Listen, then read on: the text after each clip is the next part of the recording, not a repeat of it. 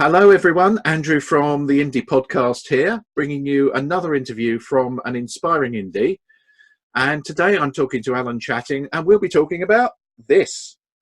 Whoa. So sit back, grab something to take some notes, get ready to listen, because this is going to help you as an indie. Hi, Alan. Good Hello, Andrew. to talk to you again. So before we get into talking about evolution and you, it'd be great to know a little bit more about your background. So tell us a bit more. Where did you come from and what do you do? Well, back in my 20s, I became a school teacher. And I did that for 20 years. And in my 40s, I had what you describe as no shit moment. I decided I had to do something else. And I retrained as a therapist. Now that's shortening. There was a lot of detail around that. But I've now been a psychotherapist for, I would say, nearly 20 years. And towards the end of that, I've written a book and have another one in preparation. So that's the very the condensed version, but possibly the bit that most of your indie listeners are interested in is the oh shit moment. Yeah, well, let's come back to the oh shit moment. Let's just talk about this, because I think this is a fab book. Thank you. Really found it very, very useful. Tell us a little bit about Evolution and You, the book. Well, having moved into therapy and personal development, I've done a lot of training in things like family mediation and couple work, and I've done my own personal journey. And it felt to me that there was a whole load of stuff here about the way I've grown since I was a younger man that I wanted to share. So the book is an initial, if you like, a condensing of 20 years of personal work. And it goes into various sections about how you are with yourself, how you are with other people, how you are in intimate relationships, and some of the ways that we think and how we develop. So that's several thousand words in a minute. And what I do like about Evolution and You is it's very digestible. It's very easy to read. It's not a great tome, but there's so much packed into it. Thank you. I mean, how did you manage to consolidate all of that knowledge into quite a small book? Well, I was looking. It's my first book, but it's about my fifth attempt at writing a book. And I was seeking a style which would suit me and would suit readers. And I decided that the small bite-sized piece was easiest to write and easiest to read. So it's made up of small bite-sized chapters. And I found that I could wake up in the morning and write one of those before breakfast.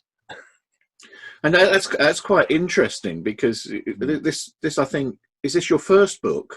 It is, yeah. So, anyone who's thinking of writing a book, that seems to be quite an interesting way of doing it, building something that is quite compact, but this idea of getting up in the morning and writing a chapter, it sounds very doable.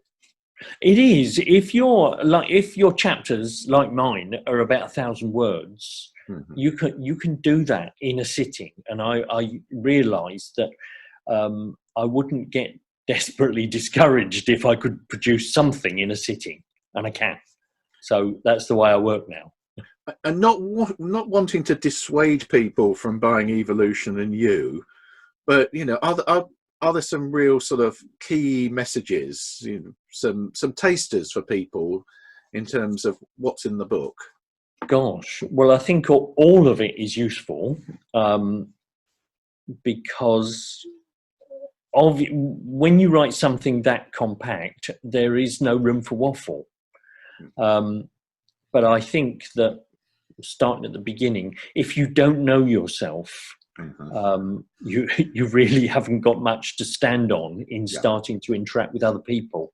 And that's I suppose where I would start is looking at journaling, looking at meaningful conversations with people that aren't about football or the weather. Ask people for feedback, do a personal timeline. There are a number of ways that you can start to get to know yourself and start to see the patterns that emerge in your life, that play out. And those patterns, the patterns we have in our life that we play out, are often, they've been developed because of our conditioning when we were a child. And I know we all think we had a perfect childhood and it was normal. Well, do you know, there is no normal. And when we go into adult life and we're carrying all that unconscious patterning and all those little rules that we picked up, and you know, they're all out of date. I mean, the rules that I have from my childhood are from the 1950s. They're not very relevant. So it sounds there's an element of change perhaps suggested in the book, you know, reflection. You know. I think if you don't reflect on yourself and you don't change, then by the time you get to the indie stage of life, which is, I would say, 40s to 60s,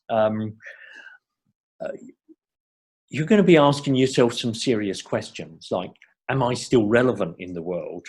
And what does the world, you know, what's the post-internet world mean to me? Because indies mostly grew up without a digital world, for example. We're digital immigrants, and that can leave us feeling a little bit lost. And I think if we don't get our heads around the fact that we're in a changing world, it's very easy to sit down and become an old fart and say, it wasn't like this in my day. Oh, yeah. But you obviously think, you know, there is a bright future for indies. You know, they're totally. If we can avoid the old fartism, if I can coin a phrase. I think it's a lovely way of putting it. Yeah. And sort of linking on from that, we mentioned that you had a sort of an oh shit moment, as I refer to it, in your 40s. It obviously not been plain sailing, and you obviously kind of pivoted on your life and went off in. Do you mind talking a bit more about it? Yeah. I was a teacher for 20 years, and towards the end of my teaching career, I got divorced and I had some counselling because I was quite depressed. And I thought this counselling thing's quite interesting, and I started to do some part-time study. And I soldiered on with the teaching, and it got more and more of a grind. And any teachers there will know just how much of a grind teaching can be when the shine has worn off it. And I kept telling myself one day, I'll get out of this one day. And one day in my 20th year of teaching, it was about this time of year, and I went back to work on probably the 5th or 6th of January. And I walked into that cold, dark classroom waiting for me to set things out for the children to come back the next day. And I thought, I have told myself for the last several years I'm going to stop doing this. This has got to be, if I don't start being honest with myself, I'm going to lose self-respect. And that was my oh shit moment. I thought, I've got to go because I keep making these, I'm not going to keep doing this kind of voices. And I was starting to feel, if I looked from the outside and thought, Alan, I don't believe you. And I thought, no, this is the year. This is the year when I do it. It's January now. This July is going to be my 20th July as a teacher, and that's it. Done. And what got you through? What did you actually do to get out of school? Well, my counselling training was moving on, and I had a picture of what else I'd like to do. Things fell into place. There's a famous quote by someone who was in an Everest expedition about once you commit, the world kind of falls into step with it. Providence steps in is the expression. And I committed. I have had and still have a very supportive wife, partner she was at the time. And she said, well, you've been moaning about this for years. I'm delighted. And I said, but I don't know what I'm going to do. And she said, well, sooner or later, you'll be a counsellor. And so I decided, that's it. This is my last year of teaching. And within the month, we had a staff meeting where the senior management team looked at us gravely and said, we have to lose staff numbers and we're looking for voluntary redundancies. And most people went white. And I thought, oh, goody, Yeah. can I be first in the queue? And my health had not been good, and they were quite glad to get rid of me, and I was quite glad to go. And I think that was Providence stepping in, because I was too young to get a pension, but I did get a lump sum that helped me over the next few months. And so I could finish my counselling training and actually get my head straight to doing something else, because it was there's a big identity shift. You know, I was a school teacher through and through. You know, like the old metaphor of the stick of rock, you know, that says Blackpool all the way through. I was a stick of rock that said schoolmaster. And it took me a while. I think some of that's still around anyway, but it took me a while to shift that. And gradually my mind cleared, and I realised that a lot of what I knew as a school teacher was transferable. I started to do some counselling work, and I got myself a part-time post managing a small charity as well. So, you know, that was enough to keep my head above water. And the rest is history. It seems like there's a huge amount of bravery there to take that step. You know, looking back over that sort of time, what do you think? What are your takeaways? What did you learn? Do you know, it's interesting because I'm coaching an indie at the moment, right. and who has finally left a job in the health service, and he's now sinking or swimming in the freelance world. Yeah. And basically, it's a bit scary going freelance. You know, you don't get sick pay, and you don't get benefits, and you don't get a nice warm office provided or anything like that. And you don't get pay rises, but you do have a lot of freedom. And it's a real joy because you don't get bad managers. And you know, you don't get the same kind of stress. So there is a need to jump in, but I think it's good to get support. Right. I mean, there wasn't an indie organisation in those days. If there was, I'd have been first in the queue to join. And I think that you need to find support. You need to find people in the same boat as you, and especially people who jumped the year before you or 2 years before you, and will say, do you know what? You can do this. Yes, it's scary. And yes, you feel a bit lost and your identity's all over the place, but it's okay. And once you've cracked it, it's brilliant. For me, I don't feel I've ever been to work. I haven't been to work since. I haven't been to work for 20 years.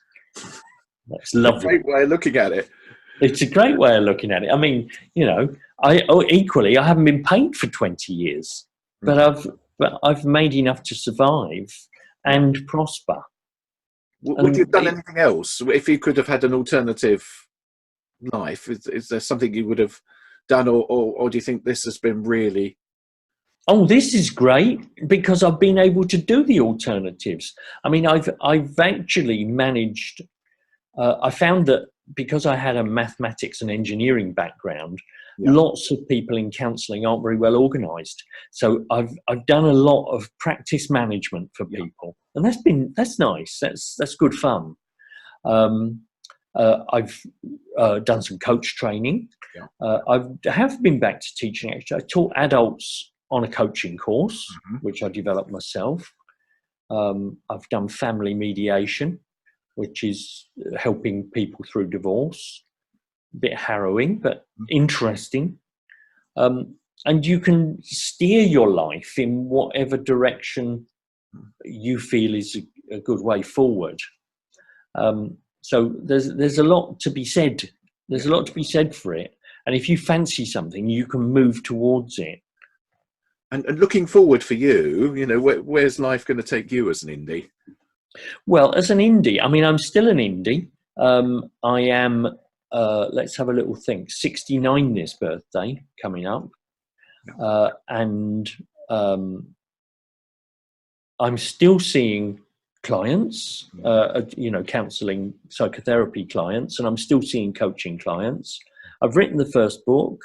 I have another book on the stocks which is written for the adult children of narcissists, which are people who often lack confidence and want a bit of encouragement. So, and I'm predicting that that's going to move towards an online group.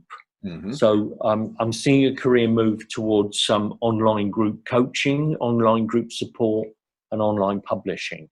So that's my next career direction. So is why indies need to get their heads around the bloody internet.